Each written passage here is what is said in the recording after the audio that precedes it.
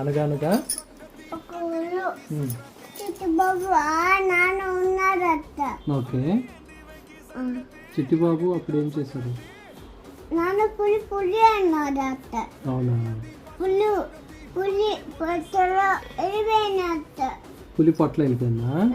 అప్పుడు ఏం చేశాడు? బాబు వేస్తున్నాడు కొలలో, ఎక్కడెక్కడ నీళ్లు పోతున్నాయి. పులి లోపలికి వెళ్ళిపోయింది. ఇప్పుడు నాన్న ఏం చేశాడు?